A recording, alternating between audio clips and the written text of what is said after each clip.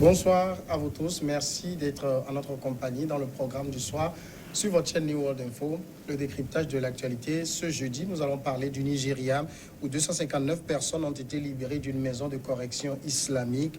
La police nigériane a annoncé mardi avoir libéré 259 personnes d'une maison de correction islamique dans le sud-ouest du Nigeria dans le cadre d'une série de raids similaires menés à travers le pays ces dernières semaines. Nous avons découvert lundi des hommes, des femmes et des enfants qui étaient retenus en otage dans un centre de détention illégal géré par une mosquée du quartier d'Ojo à Ibadan, a déclaré M. Fadeyi Olubanga, le porte-parole de la police de l'État d'Oyo. La police est intervenue rapidement après avoir reçu des informations d'un garçon de 18 ans qui s'était échappé du centre, a-t-il précisé. On va en parler ce soir avec Mamadou Diouf, notre éditorialiste. Bonsoir Mamadou Diouf. Bonsoir Samuel. Si j'ai bonne mémoire, ça fait la troisième découverte du genre au Nigeria. C'est comme si la pratique est un véritable phénomène de société là-bas. Oui, on peut dire que c'est un véritable phénomène de société puisque c'est le troisième camp important où on a trouvé des centaines de personnes, mais c'est le 10e raid de la police qui permet effectivement de découvrir des endroits où on a enfermé des gens sous prétexte d'une école islamique, mais quand on regarde le visage de ces gens, quand on les libère, même quand ils essayent de nous dire que c'est un centre de réhabilitation, on est plus en face d'un centre de redressement qu'autre chose. Et là, il faut se poser la question, pourquoi au départ, on avait pensé à des écoles coraniques, mais il est devenu clair que ça n'avait rien à voir avec des écoles coraniques. Dans les écoles coraniques, généralement, c'est des enfants qu'on retrouve, alors que dans ces centres, on retrouve des adultes. Dans les écoles coraniques, il y a un apprentissage. On n'a pas besoin d'attacher les pieds de quelqu'un pour que la personne puisse apprendre le Coran. Ça n'avait rien à voir. À mon avis, on est plus en face d'un centre de redressement que d'autres choses. Alors, centre de redressement, mais quand on voit quand même ces découvertes, c'est pratiquement un peu tous les États qui sont touchés là. Oui, quand on fait l'analyse, il y a un problème. Vous avez des enfants qui fuguent. Vous avez des consommateurs de drogue, vous avez même des malades mentaux dans ces centres. Mais où sont les structures de l'État du Nigeria qui devraient accueillir ces gens? Parce que quand quelqu'un est pratiquement en situation d'addiction par rapport à la drogue, mais il y a des centres spécialisés. Vous avez dans la médecine des gens dont c'est la spécialisation, aller dans le sens de faire une sorte de désintoxication par rapport à ces personnes, les amener à abandonner cette dépendance que ces gens-là ont par rapport à la drogue. Et c'est des gens qui sont formés dans des universités qui savent très bien ce qu'ils font. Les malades mentaux, c'est la même chose.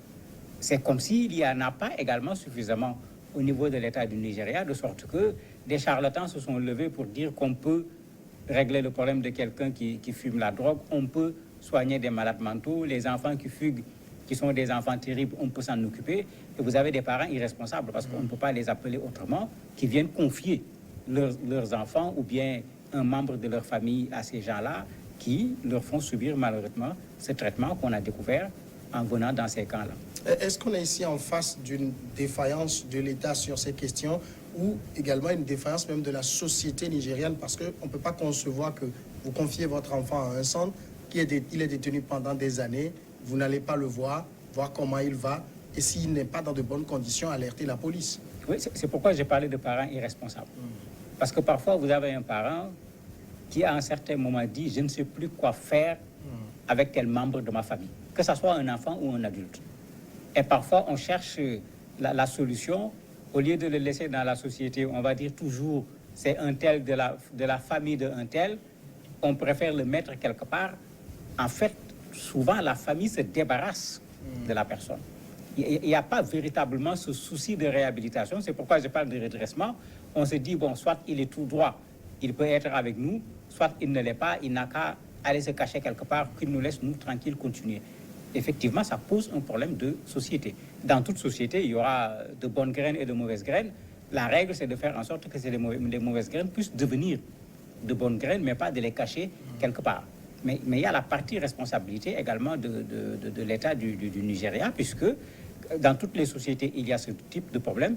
C'est pourquoi il y a effectivement dans les sociétés des centres qui sont dédiés à ce genre de personnes en situation difficile, en difficulté sur le plan social, qui travaillent même à aller trouver des gens dans les rues pour pouvoir les ramener au niveau des maisons. Mais c'est ça, la société de façon générale.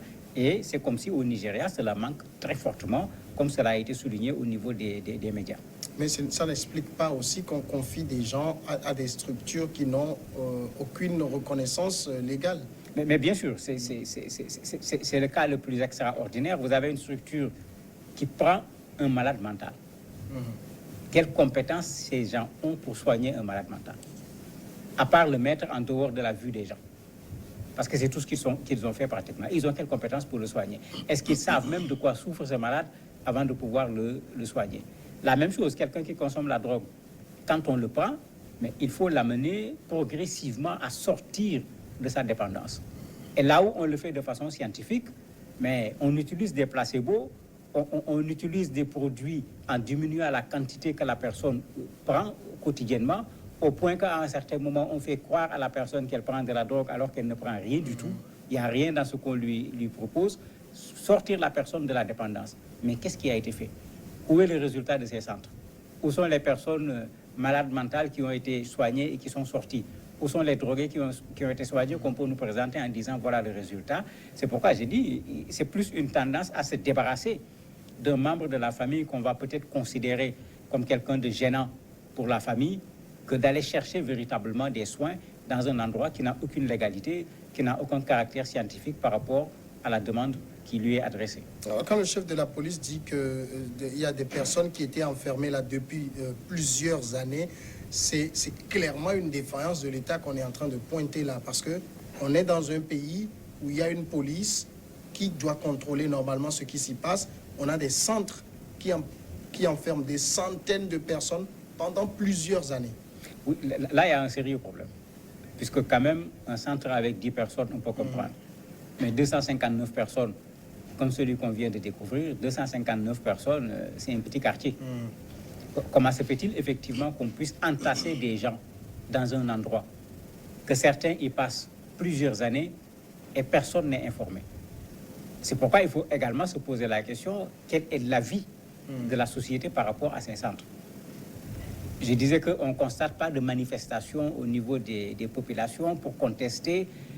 On aurait pu comprendre que les populations manifestent pour dire non, laissez-nous nos centres, on en a besoin, parce que ça nous permet de mettre à l'écart certains voleurs et un certain nombre de coupures de route qui nous créent des problèmes.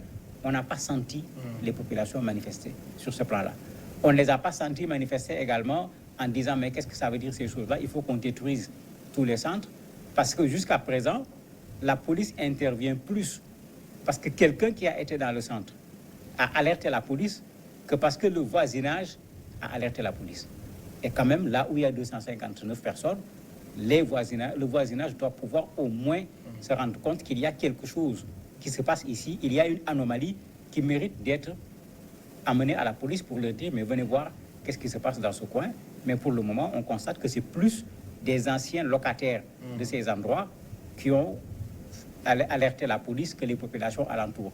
C'est pourquoi ça pose un problème de société. Est-ce que les populations également faisaient de cela le moindre mal?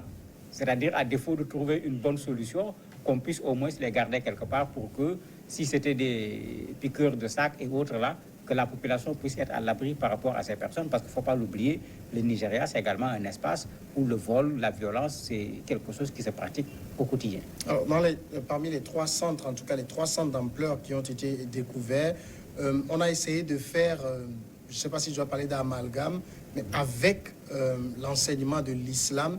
Est-ce que ça a quelque chose à y avoir ou rien à y voir? Il n'y a rien à voir, parce que pour enseigner l'islam et pour enseigner le Coran en particulier, le Nigeria fait partie des pays qui font exemple en la matière. Ils ont effectivement des centres d'apprentissage du Coran qui sont connus à l'échelle internationale. Les gens envoient leurs enfants même de l'extérieur du Nigeria pour aller apprendre le Coran, puisque on les voit dans des cassettes, on les voit dans les concours internationaux sur le Coran, remporter des prix.